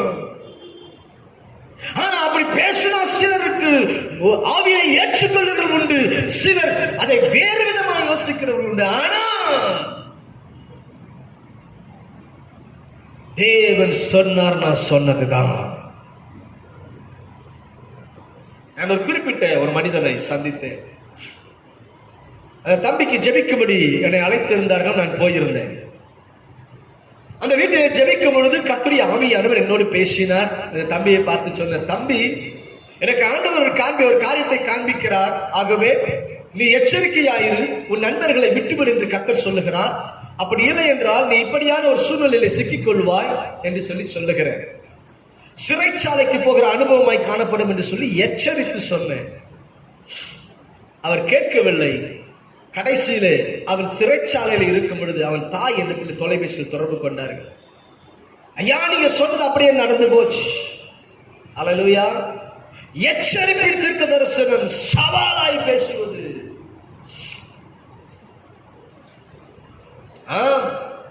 அதுதான் தீர்க்க தரிசன ஊழியம். தீர்க்கதரிசியின் கண்கள் எப்படி இருக்கும் தெரியுமா? 2 ராஜாக்கள் புஸ்தகம் 6வது அதிகாரம் 15, 16, 17. தேவனுடைய மனுஷனின் வேலைக்காரன் அதிகாலமே எழுந்து வெளியே புறப்படுகையில் இதோ ராணுவமும் குதிரைகளும் ரதங்களும் பட்டணத்தை சுற்றி கொண்டிருக்க கண்டான். அப்பொழுது வேலைக்காரன் அவனை நோக்கி, ஐயோ என் ஆண்டவனே, என்ன செய்வோம் என்றான். அதற்கு அவன், பயப்படாதே, அவர்களோடு இருக்கிறவர்களை பார்க்கிலும் நம்மோடு இருக்கிறவர்கள் அதிகம் என்றான். அப்பொழுது எலிசா விண்ணப்பம் பண்ணி, கர்த்தாவே, இவன் பார்க்கும்படி இவன் கண்களை திறந்தருளும் என்றான். எலிசா ஒரு தீர்க்கதரிசி, இவனோடு கூட இருக்கிற கேயாசியும் ஒரு தீர்க்கதரிசியின் ஸ்தானத்தில் வரக்கூடியவன். இப்படி எலிசா இவனுக்காய் ஜெபிக்கிறான், இவன் பார்க்கும்படி கண்களை திறந்தருளும் என்று சொல்லி நடந்தது என்ன? வாசிப்போம். உடனே கர்த்தர் அந்த வேலைக்காரன் கண்களை திறந்தார். இதோ எலிசாவை சுற்றிலும் அக்னிமயமான குதிரைகளாலும் ரதங்களாலும் அந்த மலை நிறைந்திருக்கிறதை அவன் கண்டான். ஹல்லேலூயா. தீர்க்கதரிசியின் கண்கள் தரிசனம் பார்க்கிற கண்களாய் இருக்கும். அவன் கண்கள் தரிசனம் பார்க்கிற கண்கள். எலிசாவுக்கு தெரியுதுங்க, அவங்க கூட இருக்கிறத பார்த்து நம்ம கூட இருக்கிறவங்க அதிகம், ஒரு பெரிய சேனை இருக்கிறது. கூட இருக்கிற உடன் ஊழியக்காரனுக்கு பயம், நடுக்கம். இவன் ஜெபிக்கிறான், அவன் கண்களில் கர்த்தர் திறந்து காண்பித்தார். தீர்க்கதரிசியின் கண்கள் தரிசனம் பார்க்கும். உன்னோடு கூட பேசுகிறதை போலதான் இருப்பார்கள், ஆனால் உனக்கு பின்பதாக தரிசனத்தை பார்ப்பார்கள். உன்னை குறித்து தேவன் வைத்திருக்கிற திட்டங்களை பார்ப்பார்கள். நீ வரும்பொழுது என்ன காரியத்தை செய்தாய் என்பதை குறித்து கூட கவனித்து பார்ப்பார்கள். அப்படியாய் கர்த்தர் கண்களை திறந்து காண்பிப்பார். தெரியுமா? சாதாரணம் அல்ல கர்த்தருடைய ஊழியர்கள், தீர்க்கதரிசிகள். 2 ராஜாக்கள் புஸ்தகம் 4வது அதிகாரம் 11, 12, 13 வாசித்து பார்ப்போமானால், ஒரு நாள் அவன் அங்கே வந்து அந்த அறை வீட்டிலே தங்கி அங்கே படித்துக் கொண்டிருந்தான். அவன் தன் வேலைக்காரனாகிய கேயாசை நோக்கி, இந்த சுனேமியாளை அழைத்துக் கொண்டு வா என்றான். அவளை அழைத்துக் கொண்டு வந்தான். அவள் அவனுக்கு முன்பாக நின்றாள். அவன் கேயாசியை பார்த்து, இதோ இப்படிப்பட்ட சகல சலக்கரணையோடும் எங்களை விசாரித்து வருகிறாயே, உனக்கு நான் என்ன செய்ய வேண்டும்? இங்கு நாம் கவனிக்க வேண்டும். அந்த பெண்ணை அழைத்துக் கொண்டு வர சொல்லுகிறான். அந்த பெண் நிற்கிறாள். ஆனால் இவன் அந்த பெண்ணை பார்க்கவில்லை, கேயாசியை பார்த்து பேசுகிறான். அப்படியானால் இந்த எலிசாவின் கண்கள் பரிசுத்தம் நிறைந்த கண். 1 ராஜாக்கள் புஸ்தகம் 4வது அதிகாரம் 9ஆம் வசனத்தை வாசித்தால் அங்கே அந்த பெண் சொல்லுகிறாள், நாம் வீட்டுக்கு வந்து போகிற அந்த மனுஷன் பரிசுத்தவான் என்று காண்கிறேன். அவன் கண்கள் பரிசுத்தமாயிருக்கும். அவன் கண்கள் தேவ தரிசனம் பார்க்கிற கண்களாயிருக்கும். ஒருவன் தீர்க்கதரிசியாயிருந்தால் அவன் கண்கள் பரிசுத்தம் நிறைந்திருக்கும். அவன் கண்கள் தேவ தரிசனத்தை மட்டுமே பார்க்கும். அவன் காதுகள் எப்படி இருக்கும் தெரியுமா? 1 சாமுவேலின் புஸ்தகம் 9வது அதிகாரம் 15வது வசனம். சவுல் வர ம். ஒரு நாளைக்கு முன்னே கர்த்தர் சாமுவேலின் காது கேட்க கர்த்தர் சாமுவேலின் காது கேட்க. அப்படியானால் தீர்க்கதரிசியின் காதுகள் தேவ சத்தம் கேட்கும் என்பதை மறந்து போய்விடக்கூடாது. தீர்க்கதரிசியின் காது அது தேவ சத்தம் கேட்கிற காதுகள். உலகத்தின் பாடல்களை, உலகத்தின் இச்சைகளை அல்ல, உலகத்தின் வீண் பேச்சுகளை அல்ல, உலகத்தின் மாயமாலங்களை பேசிக் கொண்டிருப்பது அல்ல. தேவ சத்தம் மாத்திரம் இந்த காதுல தொனித்துக் கொண்டிருக்கும். உலகத்தின் பாடல்களை கேட்டுக் கொண்டிருக்காது, உலக பேச்சுகளை கேட்டுக் கொண்டிருக்கிறது. எப்பொழுது பரலோகத்தோடு கூட ஒரு கனெக்ஷன் இருந்துட்டே இருக்கும் தீர்க்கதரிசியின் காதுக்கு. சாமுவேல் காது கேட்க கர்த்தர் பேசினார் என்று வேதம் சொல்லுகிறது. 1 சாமுவேலின் புஸ்தகம் 3வது அதிகாரத்தை வாசித்து பார்த்தால் சாமுவேலே சாமுவேலே என்று கர்த்தர் கூப்பிடுகிறார். தீர்க்கதரிசி அல்லவா? சிறு பிள்ளையா இருக்கும்போது அவர் காதுகள் கேட்க பேசுகிறார் பாருங்க. ஹalleluya. இன்றைக்கு உங்கள் செவிகள் கேட்க கர்த்தர் பேசுகிறாரா? ஆராய்ந்து பாருங்க. உங்கள் செவிகளிலே, காதுகளிலே தேவனுடைய சத்தம் விழுகிறதா? இல்லை என்றால் உலக பாடல்களை கேட்டுக் கொண்டிருக்கிறாயா? நான் ரட்சிக்கப்பட்டு இத்தனை ஆண்டுகள் ஆகிறது, ரட்சிக்கப்பட்டு நான் தேவனோடு கூட வாழ்கிறேன் என்று சொல்லுகிறாயே. உனக்கு ஆண்டவர் வெளிப்பாடுகள் கொடுக்கிறார் என்று சொல்லுகிறாயே. என்னோடு கூட ஆண்டவர் பேசுகிறார் என்று சொல்லுகிறாயே. நீ உலகத்தின் காரியங்களில் செயல்பட்டுக் கொண்டிருப்பாய். உன்னோடு பேசுவது கர்த்தர் அல்ல, வேறு ஏதோ உன்னை பேசி வேற வழியில நடத்திற்கு ஜாக்கிரதை. கர்த்தருடைய எச்சரிக்கிறோம். தேவ தரிசனம் பார்க்கிற கண்கள், தேவ சத்தம் கேட்கிற கண்கள். உன் கண்கள் சினிமா காட்சிகளை, பாவத்தின் காரியங்களை நீ பார்த்து கொண்டிருப்பாயானால்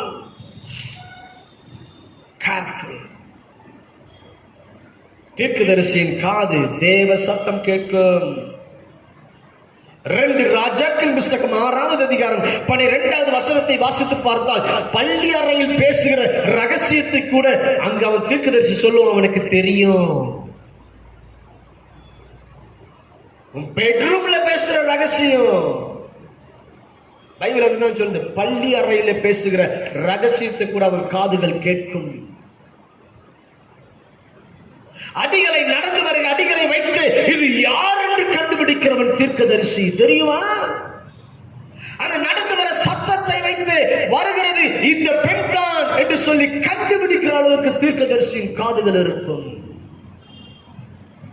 1 சாமுவேலின் புஸ்தகம் 3வது அதிகாரம் 19வது வசனத்தை வாசிக்க கேட்போம். சாமுவேல் வளர்ந்தான். சாமுவேல் வளர்ந்தான். கர்த்தர் அவனுடனே கூட இருந்தார். அவர் தம்முடைய எல்லா வார்த்தைகளிலும் ஒன்றையாகிலும் தரையிலே விழுந்து போக விடவில்லை.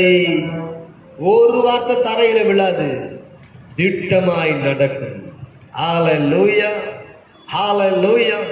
ஒரு தீர்க்கதரிசியின் கண் தரிசனம் பார்க்கிற கண், தீர்க்கதரிசியின் காது தேவ சத்தம் கேட்கிற காது. யாத்ராகம புஸ்தகம் 14வது அதிகாரம் 21ஆம் வசனத்தை வாசிக்க கேட்போம். தீர்க்கதரிசியின் கரம் எப்படி இருக்கும்? வாசிப்போம். மோசே தன் கையை சமுத்திரத்தின் மேல் நீட்டினான். அப்பொழுது கர்த்தர் ராம் முழுவதும் கீழ்காற்றை கட்டளையிட்டார், வரவிட்டார். அதை வறண்டு போக பண்ணினார். ஜலம் பிளந்து பிரிந்து போயிற்று. வசனம் சொல்லுகிறது. மோசே தன் கரத்தை நீட்டும் பொழுது கீழ்காற்று வந்தது. அல்லேலூயா. மோசே தன் கரத்தை நீட்டும் பொழுது கரத்திலிருந்து கீழ்காற்று புறப்பட்டு வருகிறது. சாதாரண கரம் அல்ல, செங்கடலை 2ஆய் பிளந்தது. நல்லா புரிந்து கொள்ளணும். வாசிக்க கேட்போம். அப்போஸ்தலர் புஸ்தகம் 7வது அதிகாரம் 36வது வசனம். இவனே அவர்களை அங்கே இருந்து அழைத்துக் கொண்டு வந்து எகிப்து தேசத்திலேயும் சிவந்த சமுத்திரத்திலேயும் 40 வருஷ காலம் வனாந்திரத்திலேயும் அற்புதங்களையும் அடையாளங்களையும் செய்தான். அற்புதங்களையும் அடையாளங்களும் செய்தான். யார்? மோசே. அப்படியானால் மோசையின் கரம், அவன் ஒரு தீர்க்கதரிசி, அவன் கரம் அற்புத அடையாளம் செய்கிற கரம் என்பதை மறந்து போய்விடக் கூடாது. கரங்களை தட்டி கர்த்தரை மகிமைப்படுத்துவோம். ஹல்லேலூயா. எனக்கு அருமையான தேவப்பிள்ளை, அறிந்து கொள், ஒரு தீர்க்கதரிசியின் கரம் அது அற்புத அடையாளங்களை செய்கிற கரம். அவன் கரம் வல்லமை புறப்பட்டு வருகிற கரமாய் இருக்கிறது. அப்போஸ்தலர் நடவடிக்கைகள் புத்தகம் 19வது அதிகாரம் 6ஆம் வசனத்தை வாசிப்போமே. அல்லாமலும் பவுல் அவர்கள் மேல் கைகளை வைத்தபொழுது, இப்பொழுது பவுல் அவன் மேல் கைகளை வைத்த பொழுது பரிசுத்த ஆவி அவர்கள் மேல் வந்தார். பரிசுத்த ஆவி அவர்கள் மேல் வந்தார். அப்பொழுது அவர்கள் அந்நிய பாஷைகளை பேசி தீர்க்கதரிசனம் உரைத்தார்கள். வசனம் சொல்லுகிறது. ஆம், எனக்கு அருமையான தேவ பிள்ளையே, தீர்க்கதரிசி கரம் வைத்தால் அபிஷேகத்தில் நிரப்பப்படுவாய். பரிசுத்த ஆவியானவர் இறங்கி வருவார். ஒருவன் தீர்க்கதரிசியாய் இருப்பானால் அவன் கரத்தை நீட்டும் பொழுது வல்லமை புறப்படும், அற்புத அடையாளம் நடக்கும். அவன் கரத்தை வைக்கும் பொழுது நீ பரிசுத்த ஆவியால் நிரப்பப்படுவ, உன் மேல வரங்கள் பொழியப்படும். தெரியுமா? அவனே தீர்க்கதரிசி. அல்லேலூயா. கர்த்தர் நல்லவர். ஏன் தெரியுமா? தீர்க்கதரிசிகளை கொண்டுதான் ராஜாக்களை அபிஷேகிப்பார். தீர்க்கதரிசிகளை கொண்டுதான் தமக்காக ஜனங்களை அபிஷேகிப்பார். தீர்க்கதரிசிகளை கொண்டுதான் ஊழியர்களை கர்த்தர் அபிஷேகிப்பார். ஹல்லேலூயா. இன்னைக்கு உங்கள் மேல ஒரு மகிமையின் கரம் இறங்கி வரும். உங்களை கர்த்தர் நிறைத்து நடத்த வல்லவராய் இருக்கிறார். தீர்க்கதரிசியுடைய அவன் அணிந்திருக்கிற வஸ்திரம் எப்படி இருக்கும் தெரியுமா? வாசிப்போமே. அப்போஸ்தலர் நடவடிக்கைகள் புத்தகம் 19வது அதிகாரம் 11, 12வது வசனத்தை வாசிக்க கேட்போம். பவுலின் கைகளினாலே தேவன் விசேஷித்த அற்புதங்களை செய்தருளினார். அவனுடைய சரீரத்தில் உருமால்களை, கச்சைகளை எடுத்து வியாதியஸ்தர்கள் மேல வியாதிக்காரர் மேல் போட வியாதிகள் அவர்களை விட்டு நீங்கி போயின. பொல்லாத ஆவிகளும் அவர்களை விட்டு புறப்பட்டன. பவுலுடைய உருமாலையும் கச்சைகளையும் எடுத்துக்கொண்டு மேலே போடும் பொழுது வியாதியஸ்தர்கள் மேலையும் பிசாசு பிடித்தர் மேல போட்டா பிசாசு அலறி அடிச்சு ஓடுது, வியாதி சுகம் அடைகிறது. அறிந்து கொள், ஒரு தீர்க்கதரிசியுடைய வஸ்திரத்துல அபிஷேகம் இருக்கும். ஒரு தீர்க்கதரிசியின் வஸ்திரத்துல தேவனுடைய வல்லமை இருக்கும். லூக்கா எழுதின சுவிசேஷ புத்தகம் 8வது அதிகாரம் 44ஆம் வசனத்தை வாசிப்போமானால், ஒரு பெண் இயேசுவின் வஸ்திரத்தை ஓரத்தை தொட்டால், தொட்ட மாத்திரத்தில் அற்புதம் நடைபெற்றது. இயேசு கேட்கிறார், என் வஸ்திரத்தை தொட்டது யார்? எனது வல்லமை புறப்பட்டது என்று அறிந்தேன். அல்லேலூயா. அப்ப இயேசுவின் வஸ்திரத்தில் வல்லமை இருக்குமானால் ஒரு தீர்க்கதரிசியின் வஸ்திரத்திலும் வல்லமை இருக்கும் என்பதை மறந்து போகாது. அவர்கள் என்ன உபயோகப்படுத்துகிறார்களோ எல்லாத்திலும் அனாயிண்டிங் இருக்கும். நான் பேசுவது தீர்க்கதரிசன அபிஷேகத்தை குறித்து பேசிக் கொண்டிருக்கிறேன். இன்றைக்கு இந்த அபிஷேகத்தை உங்களுக்கு கொடுப்பது நிச்சயம். இந்த சமயத்தை தவற விட்டு விடாதே.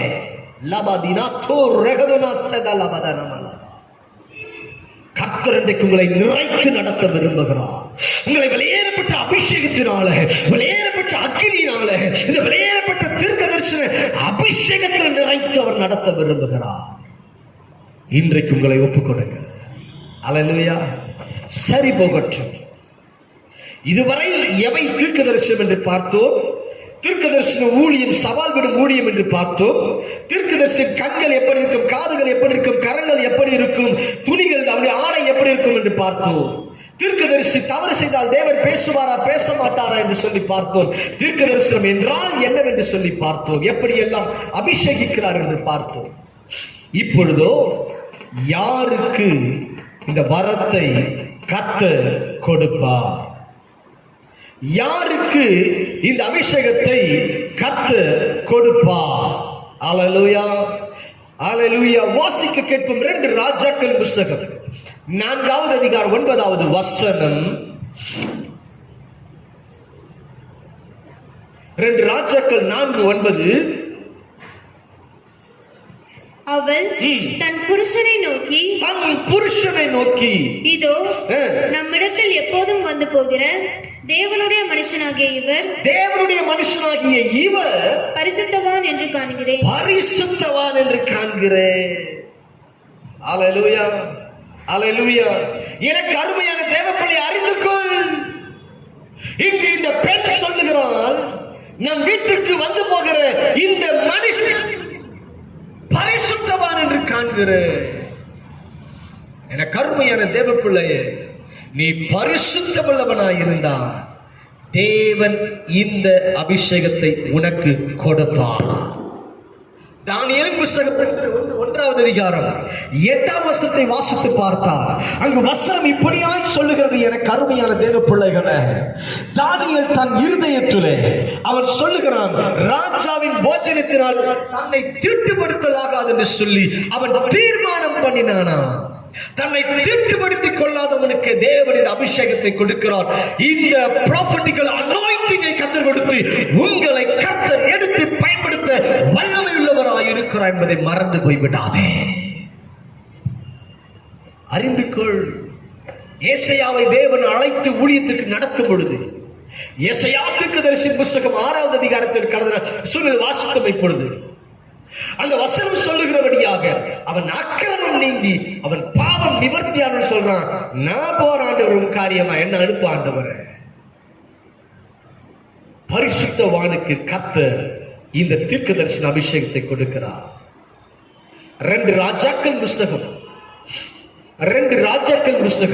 5ஆவது அதிகாரம் 15, 16ஆம் வசனத்தை வாசிக்க கேட்போம். அப்பொழுது அவன் தன் கூட்டத்தோடு எல்லாம் தேவனுடைய மனுஷனிடத்துக்கு திரும்பி வந்து அவனுக்கு முன்பாக நின்று, இதோ இஸ்ரவேலில் இருக்கிற தேவனை தவிர பூமி எங்கும் வேறு தேவன் இல்லை என்பதை அறிந்தேன். இப்போதும் உம் அடியேன் கையில் ஒரு காணிக்கை வாங்கிக் கொள்ள வேண்டும் என்றான். அதற்கு அவன், நான் வாங்குகிறதில்லை என்று கர்த்தருக்கு முன்பாக அவருடைய ஜீவனை கொண்டு சொல்லுகிறேன். நான் வாங்குகிறது இல்லை என்று கர்த்தருக்கு முன்பதாக ஜீவனை கொண்டு சொல்லுகிறேன் என்று சொல்லி கொண்டு வந்த காணிக்கை அவன் வாங்கலங்க. எலிசா தீர்க்கதரிசி. அப்படியானால் என்ன ஒரு தீர்க்கதரிசி? பண ஆசை இல்லாதவனே தீர்க்கதரிசி. இன்றைக்கு நீங்கள் பண ஆசை இல்லாம இருக்கிறீங்களா? உங்களுக்கு இந்த அபிஷேகத்தை கர்த்தர் கொடுப்பாரு. ஏன் தெரியுமா? இன்றைக்கு எதையாவது நம்ம சொல்லி ஒரு வெளிப்பாட்டை சொல்லி ஆதாயம் பார்க்கலாம் அல்ல. தீர்க்கதரிசிகளுக்கு கர்த்தர் கொடுப்பார். எலியாவை காகங்களை கொண்டு கர்த்தர் போஷிப்பாரால் உங்களையும் கர்த்தர் போஷிக்க வல்லவர். அவனுக்கு பணத்து மேல ஆசை இருக்காதுங்க. தானியேல் புத்தகம் 5ஆவது அதிகாரம் 17ஆவது வசனத்தை வாசித்து பார்த்தால் தாவீதுக்கு வெகுமதிகளை கொடுக்கிறார்கள்.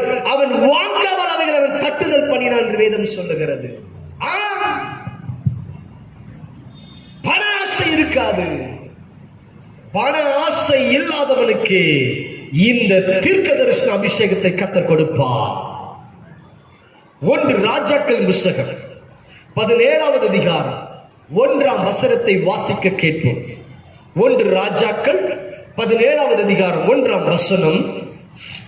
கீலேயாத்தின் குடிகளிலே திஸ்பியனாகிய எலியா ஆகாவை நோக்கி, என் வாக்கின்படியே அன்றி இந்த வருஷங்களிலே பனியும் மழையும் பெய்யாதிருக்கும் என்று இஸ்ரவேலின் தேவனாகிய கர்த்தருக்கு முன்பாக நிற்கிற நான். யாருக்கு இந்த அபிஷேகத்தை கொடுப்பார் தெரியுமா? கர்த்தருக்கு முன்பாக நிற்கிற மனுஷனுக்கு மாத்திரம் தான் கர்த்தர் கொடுப்பாரு. சும்மா ஊர சுந்தரனுக்கு கொடுக்க மாட்டாருங்க. சும்மா வீண்காரியங்களை பேசுறவனுக்கு கொடுக்க மாட்டாரு. நீ தேவனுக்கு முன்பதாய் போய் நிற்கிறவனாய் இருக்க வேண்டும். தேவ சமூகத்திலே காத்திருக்கிறவனாய் இருக்க வேண்டும். சும்மா ஆண்டவர் தீர்க்கதரிசன வரத்தை கொடுக்கிறாரு, ஆண்டவர் அபிஷேகத்தை கொடுக்கிறாரு சொல்லிட்டு ஊரூரா சுத்துறவனுக்கு கிடையாது. அந்த ஊழியத்தை செய்கிறபடி நான் சொல்லுகிறேன். நீ தீர்க்கதரிசியாய் இருந்தால் உன்னை ஒளிந்து கொண்டிருந்து சொல்லுகிற அனுபவங்கள் இருக்கும். போய் ஒளிஞ்சிட்டு இருக்கணும். மோசேவை பார்த்து கர்த்தர் சொல்லுகிறார். யாத்திராகமம் 34ஆவது அதிகாரம் 2ஆம் வசனத்தை வாசிக்க கேட்போமே. யாத்திராகமம் 34:2 வாசிக்க கேட்போம்.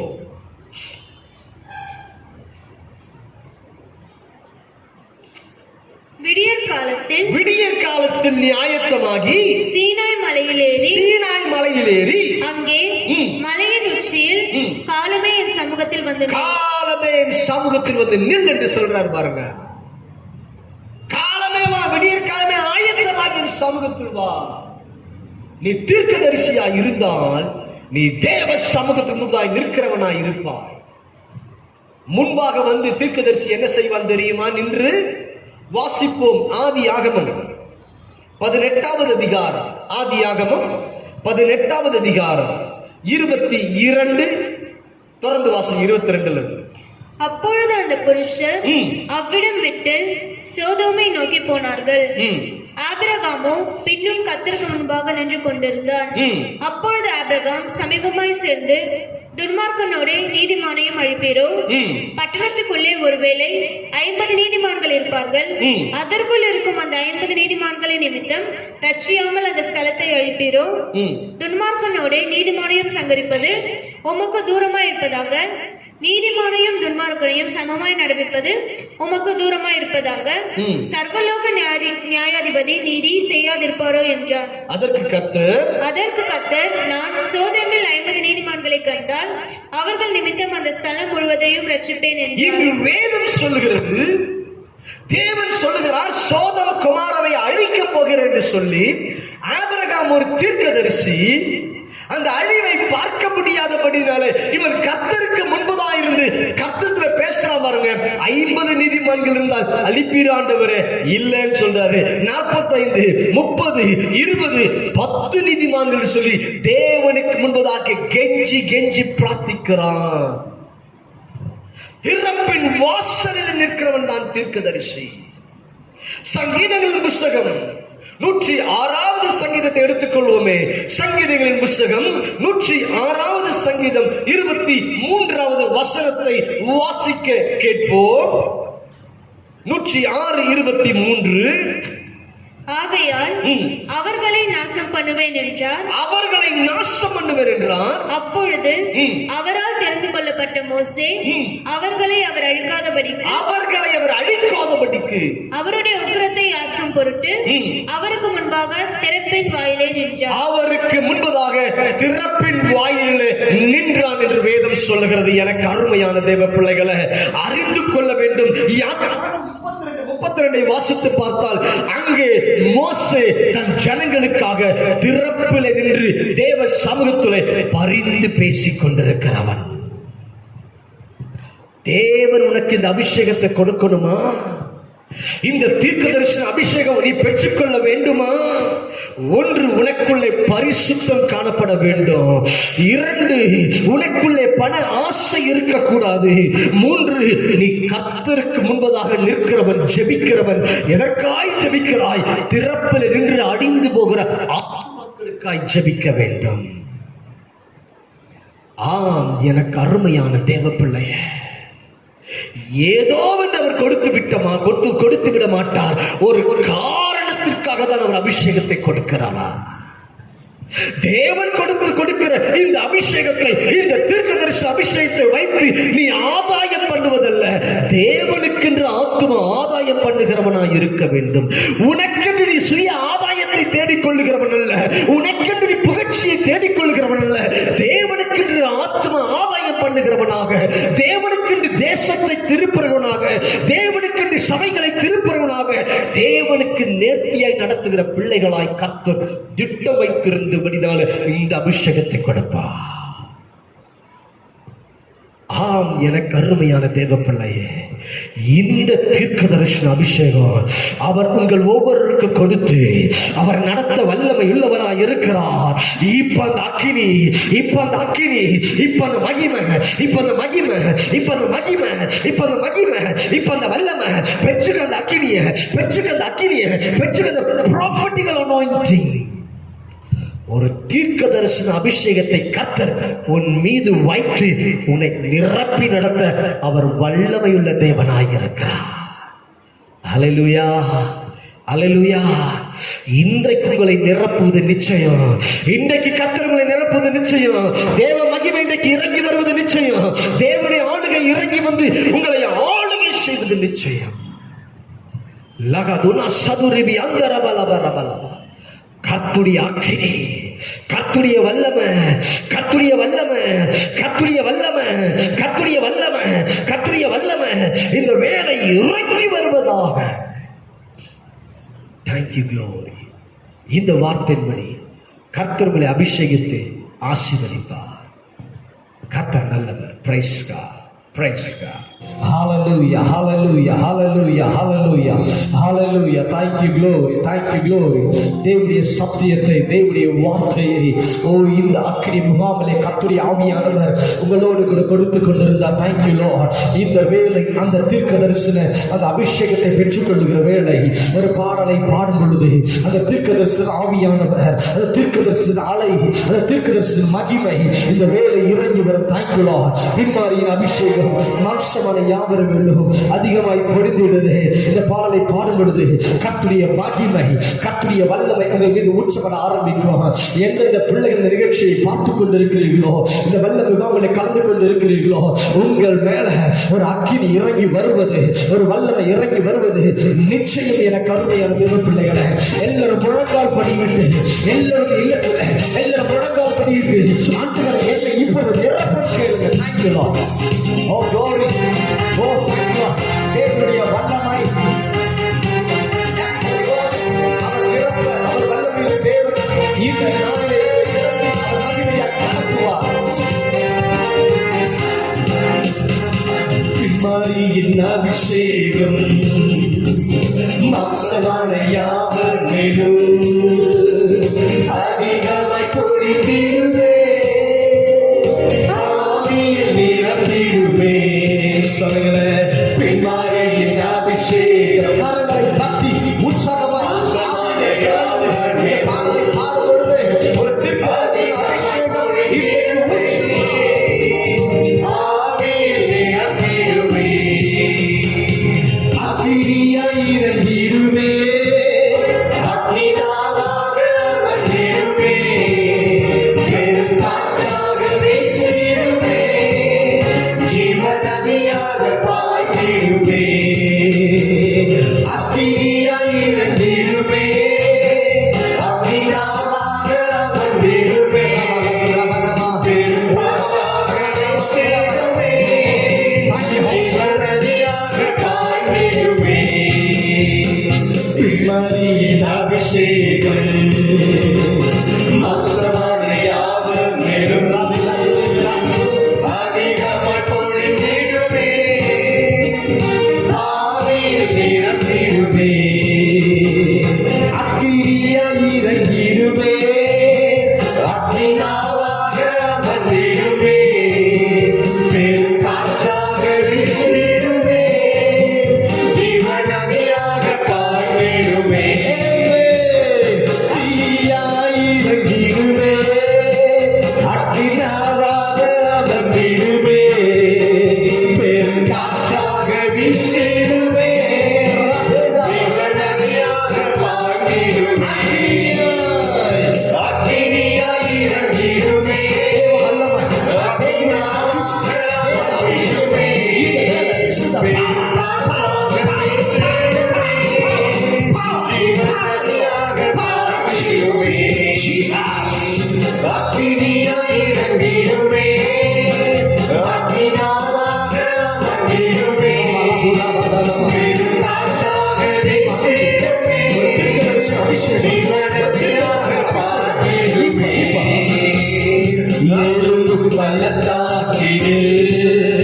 ஒரு சேனையை நான் காண்கிறேன், அதிகார தந்திடவே தரிசனம் உரைக்கிறவே, எழுந்து பள்ளத்தாக்கில் ஒரு சேனையை நான் காண்கிறேன், அதிகாரம் தந்திடவே தரிசனம் உரைக்கிறவே,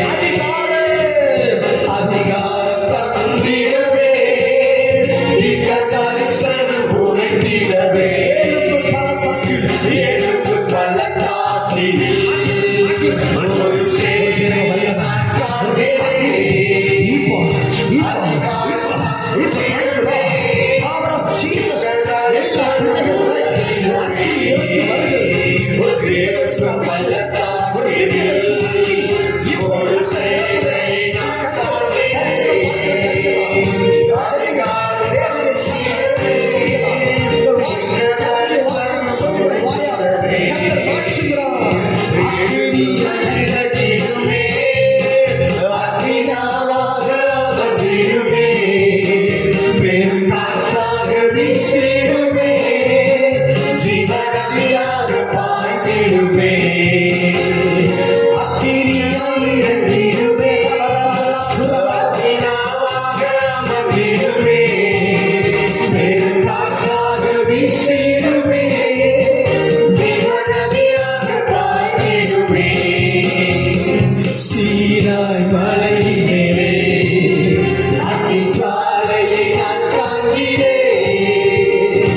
இஸ்ரவேலின் தேவனே, என்னை அக்கினியாய் மாற்றிடுமே. எல்லாரும் சேர்ந்து சொல்லுங்களேன். சீனாய் மலையின் மேலே அக்கினிஜுவாலையை நான் காண்கிறேன். இஸ்ரவேலின் தேவனே, என்னை அக்கினியாய் மாற்றிடுமே. சீனாய் மலையின் மேலே அக்கினிஜுவாலையை நான்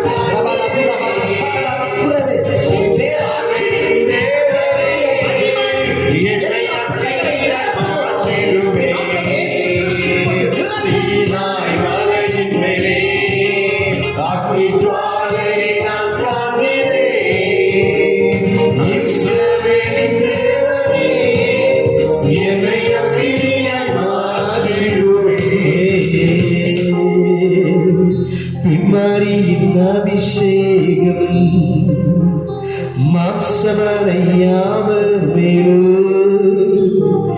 அதிகமாய் பொழிந்திடுவே, தூய ஆவியில் நிரப்பிடுவே. அந்திய கால அபிஷேகம் மாம்சமனையாவர் மேலும் அதிகமாய் பொழிந்திடுமே, தூய ஆவியில் நிரப்பிடுமே. தேவ மகிமை, தேங்க்யூ க்ளோரி. எல்லா பிள்ளைகளை முழங்கால் படியிட்டு இருக்கிறதான எல்லா பிள்ளைகள் மேல யாருடைய தீர்க்க தரிசன அபிஷேகம் ஈபா ஈபா ஈபா ஈபா ரிசுத பாவா touch touch the power of Jesus.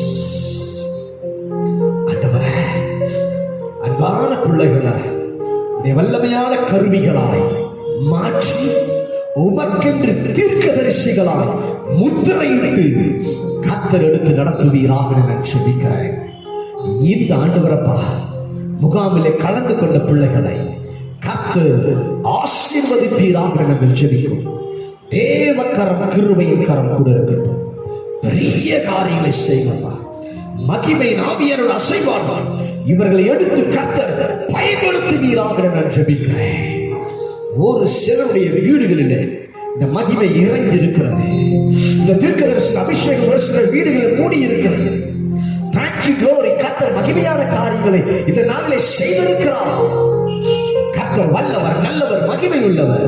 அவர் மகிமையாய் இணைப்பட்டிருப்பதற்காக நன்றி செலுத்துகிறேன். Oh glory, oh glory, oh glory, oh glory. Oh Rama Shagadaradarabaladarabalada. ஆசீர்வதியாய் காத்துக்கொள். வியாதியோடு யார் இந்த நிகழ்ச்சியை பார்த்துக் கொண்டிருந்தாலும் அற்புதத்தை செய்வீராக நான் சொல்கிறேன். ரகதுனா சகுதுரிபியாந்தோரபல லகதுரிபியாந்தரபலதரபல. தேவ கர்வத்தாசையை இறங்குவதற்காக நன்றி செலுத்துகிறேன். ஆசீர்வதி பாதுகாத்து இயேசுவின் நாமத்தில் ஜெபிக்கிறோம் நல்ல பிதாவே. ஆமென், ஆமென். என் ஆத்துமாவே கர்த்தரை ஸ்தோத்திரி, என் முழுவதுமே அவர் பரிசுத்த நாமத்தை ஸ்தோத்திரி. என் ஆத்துமாவே கர்த்தரை ஸ்தோத்திரி, அவர் செய்த சகல உபகாரங்களை மறவாதே.